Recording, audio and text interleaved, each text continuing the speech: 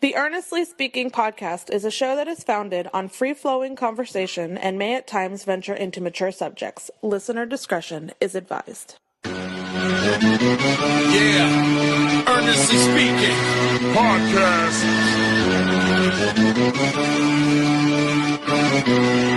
Let's get it. I'm a giant in New York, in Miami carry heat. So much more in store, my product can flood the street. Opinion Nation Godfather, CEO.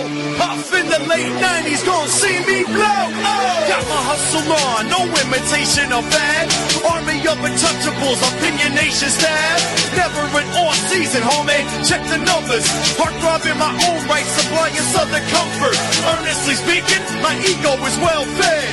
Earnestly speaking, you're too feeble and no threat. See, I'm like a hurricane, you're a mild breeze. Earnestly speaking, leaving Eli a dynasty. Shake!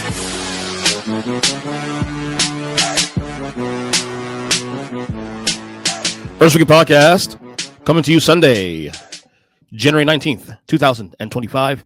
Recording in the afternoon, about half an hour away from the start of the Eagles-Rams game. We'll get to all the playoffs in a second, NFL playoffs.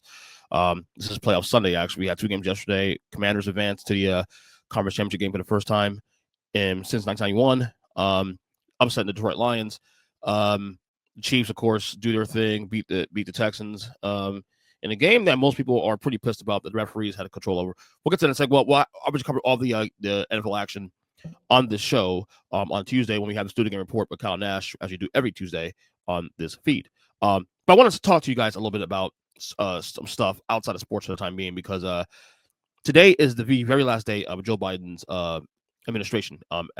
Within 24 hours, Donald Trump will be inaugurated as the 47th president of the United States for the second time, actually, because he was president from 2017 through 2021. Lost to Joe Biden in 2020 rather, and then has gone back the presidential seat in this last cycle. And there's a lot to talk about with politics, because I'll admit it, admittedly so, and we do talk about that on this podcast a lot. But the last couple months, I have purposely backed away from talking about politics a little bit. A little bit of burnout on my end to some degree. I kind of wanted, I made a point during the holidays to want to enjoy my family, my friends, without talking about politics all the time, because we were so, especially on the show, we were so balls to the wall with it leading up to the election in November, that by the time we got to, it's not even so much the results, because it wouldn't have mattered even if Kamala Harris would have won the election, who I voted for. It wouldn't have mattered, because I still would have wanted the back away, because it still would have some strife about how you slice it. And Donald Trump will be our president. I will support him. He will be our president. I'm not one of those who plays this whole game of, oh, he's my president. He's going to be president tomorrow, so you better deal with it, But I want to discuss this situation a little more broadly and a little more just watching the tea leaves, this whole thing. And I'm someone who's been in politics for the last who's been into politics rather for the last nothing. Really, to be honest, ever since I was a child, since I was like 9-10 years old, I've always had a fascination with American history and the presidents and the government and all that stuff, and more on a more outsider, like, oh, this fascinating and it's kind of cool, this kind of thing. And as you get older, you understand how much politics actually affect your life as you get become an adult, and you have to pay taxes and all that kind of stuff, and why policy is important, why legislation is important. This is why whenever I talk about politics, I'm very, very wide open about my beliefs. Like my political, as you guys know, my political, plate is pretty wide open. Like I guess if you want, even for the sake of conversation, yes, I'm a center left guy, I guess, mostly now. Like, I'm culturally more left than anything else. But when it comes to, like, the economy, I'm probably a lot more center. I'm definitely more a populist now as I got older. I don't hate corporations. I don't hate capitalism. I do believe in a hybrid. I do believe in a hybrid economy, and whatnot. I believe everybody should have the opportunity to eat, including the rich, as long as you don't screw other people. As long as you don't screw other people, I have no problem with the rich being rich. Just don't screw people in the attempt, or oppress people in the attempt to get rich. That's all I'm saying. But I've been so fascinated about this cultural change now, especially in the last 10 years. This is why this episode is called all the Republicans are cool kids now. Because growing up as a kid, and probably before that, and I can say this because I was one once upon a time.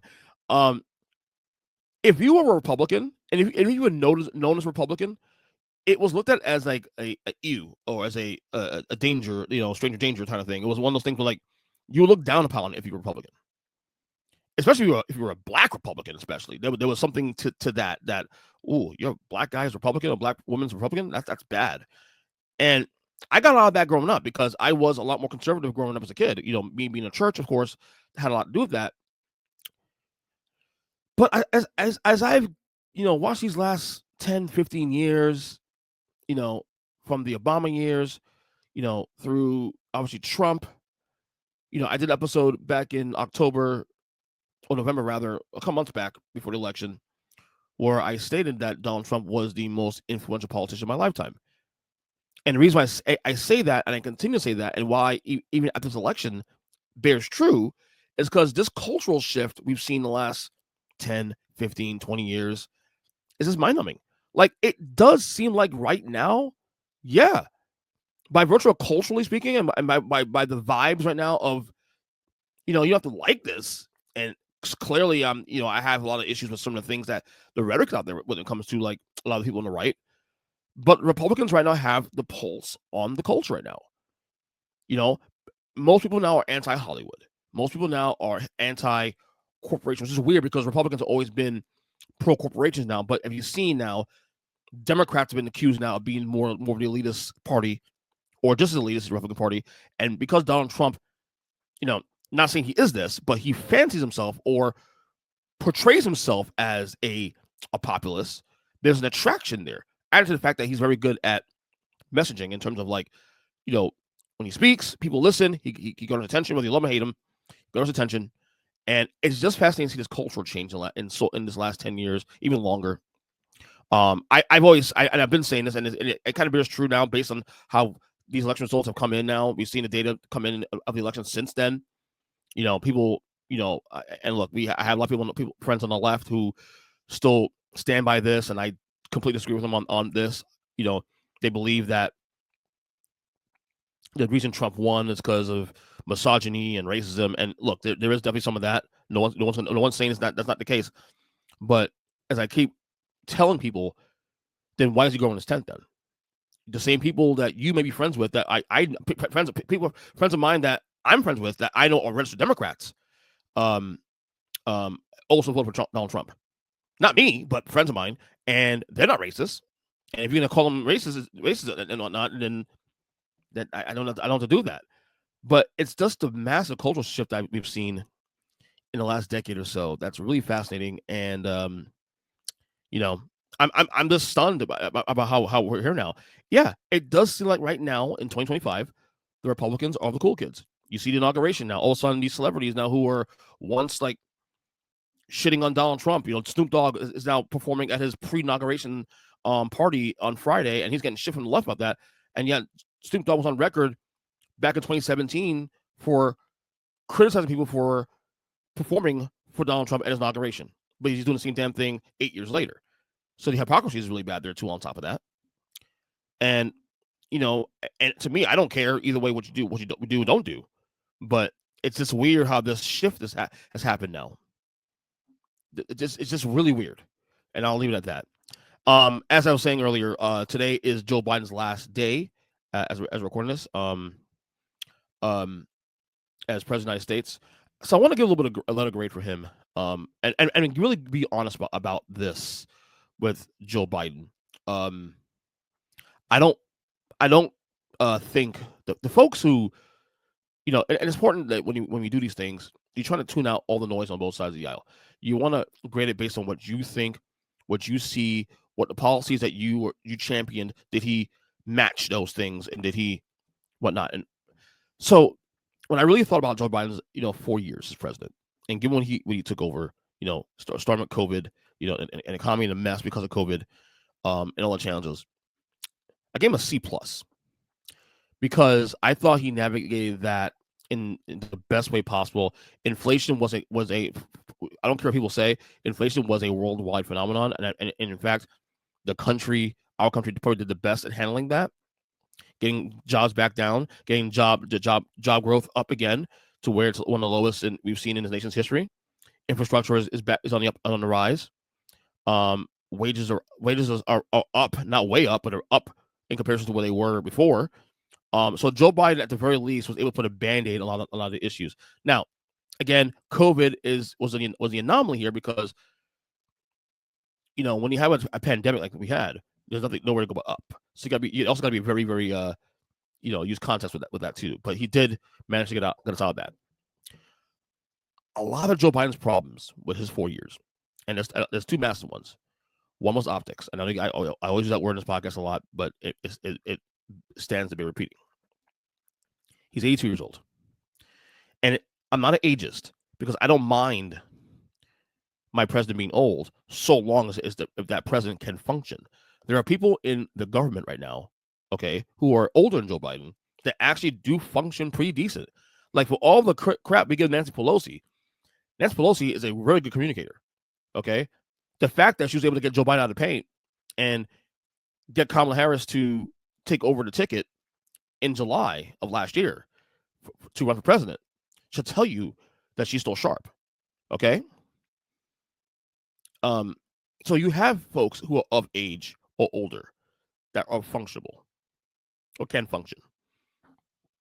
Joe Biden, if you look at a lot of the things that the way he talks, and certainly that debate we saw back in June that obviously triggered, the move from Biden to Harris to run for president in 2024.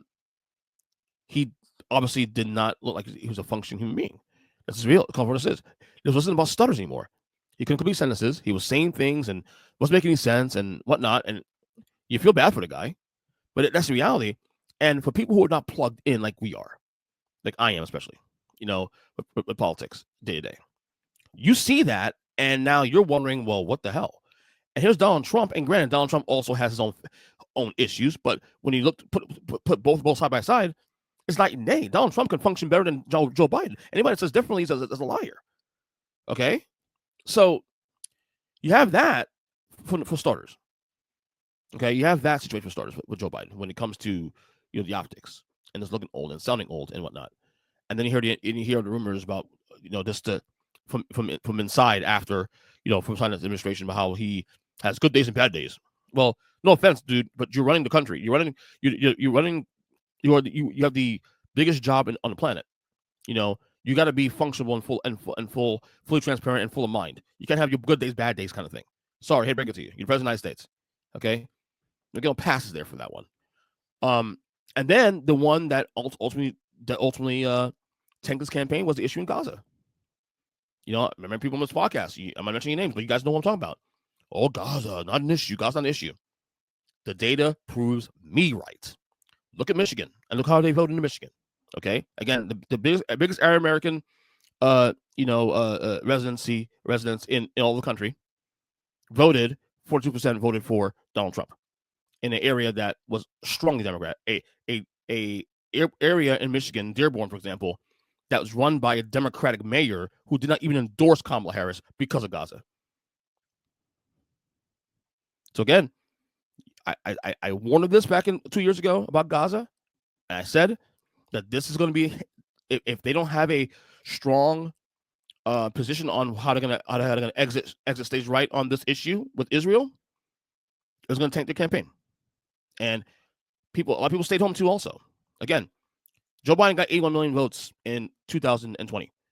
Kamala Harris got just south of 75 million. That's a 6 million vote swing. Donald Trump got 78 million, close to 78 million. So obviously those voters either stayed home or voted for Trump. So where do those voters go? Again, part of the shift, part of the cultural shift. So Joe Biden got a C+ from me for his 4 years. Obviously, he's thankful for his service, of course, no matter why you slice it, no matter how you feel about Joe Biden's politics, how he ran the country. He was still president of the United States. It's still a hard job. But I'm grading, according to what I see when I thought he did a good job in some spots. Domestically, I thought he did better than people give credit for. But again, optics is why he lost the election, or why Kamala ultimately Kamala losing because of Biden. Optics, number one. And then number two, of course, was the issue in Gaza, which we now have as of a couple days ago, a ceasefire finally. So that's where I rated Joe Biden. All right. As for Donald Trump, he takes office tomorrow as the first president of the United States. I'm very fascinated about how this is going to go. I will say so far, in comparison to 2016 leading up to his being sworn in, this is a lot more a calmer transition than it was in 2016. I think and I think it's also, when I say that, especially too, it definitely highlights the fact that as I've been saying on this episode, the cultural shift. Whereas a lot of people who were so worried and scared and just apoplectic about him winning the election, he also lost the popular vote by 3 million votes to Hillary Clinton in 2016. And now we fast forward 8 years later, he wins the popular vote by nearly 3 million votes. And it's a lot more quieter. I mean, it's just obviously a little bit of there's obviously things going on, but nowhere at the volume it was 8 years ago. Look, I hope he does a good job. And I'm gonna be honest with you, and I've said this before in the podcast before once, and I'll say it again. The reason why I'm not so apoplectic and like emotional and oh my god, the world is dying, this kind of thing, is because it's not to say that I don't think Trump is going to do things that are going to piss me off, because definitely going to piss me off in some ways. But this is what the country wanted.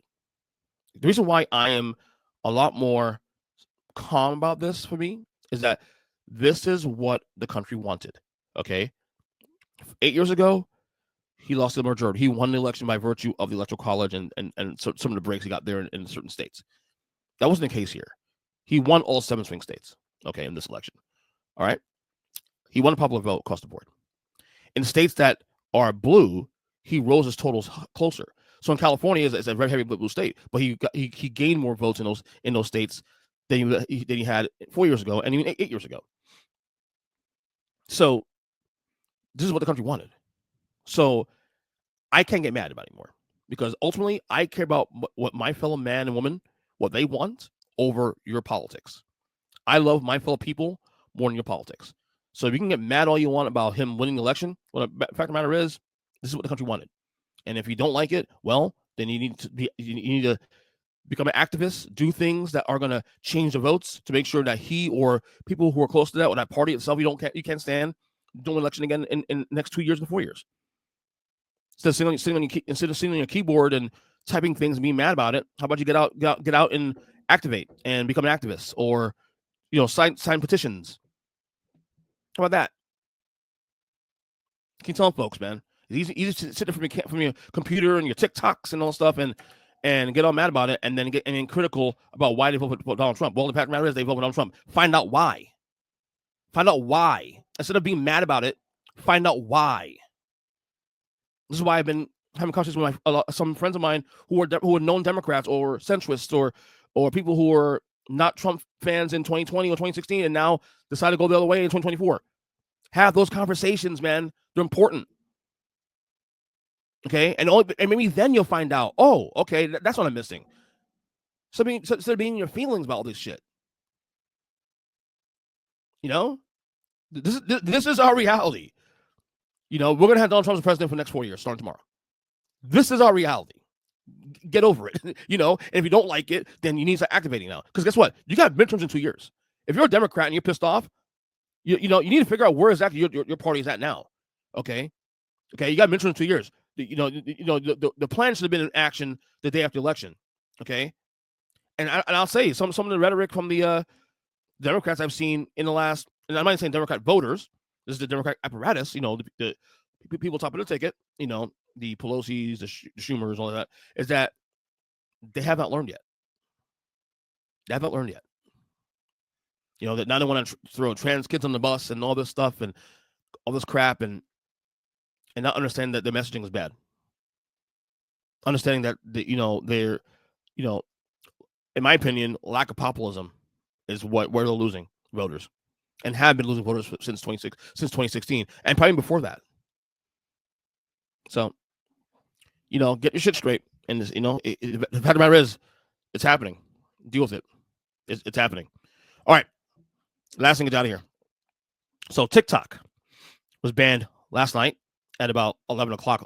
And I say 11 o'clock because it was supposed to be banned today at midnight, but it got banned about an hour beforehand. I was uploading a video I had posted, a clip of the last podcast we did this week, and I was uploading it to TikTok, and it paused while I was uploading, and I was wondering why. It's like, it's not 12 o'clock yet.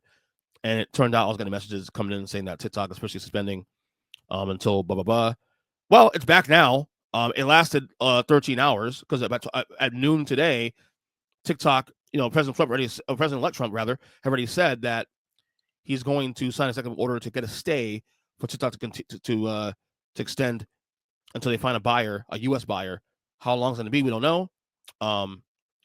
It's a good thing, I guess. I'm someone as a content creator that does use TikTok rather for putting out content, clips of my show, this show, for example, or I've been doing new videos as of late now on the platform. I understand why it wasn't a big controversy because of national security issues, which again, I don't know if I actually believe the government in that one, honestly, because I think me, like everybody else in this country, has a lot of distrust for this government as a whole, and it's both sides. Okay, like it's so funny how the government come together and take care of this situation without a problem, but yeah, kids getting shot at schools.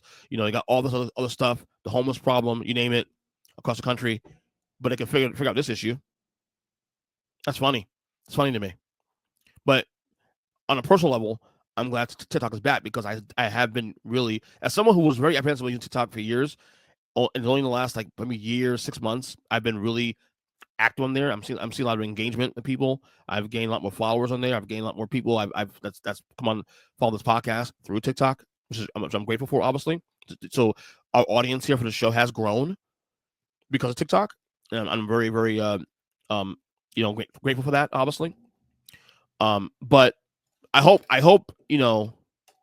that the TikTok comeback is a genuine one, because there's a lot of people who are still skeptical of that, because Donald Trump was actually one of the folks 5 years ago that initially said he wanted this thing banned because of national security issues, or concerns rather, and then now he's actually for TikTok staying, and he's going to get credit for it, and he's getting credit for it, whether right or wrong.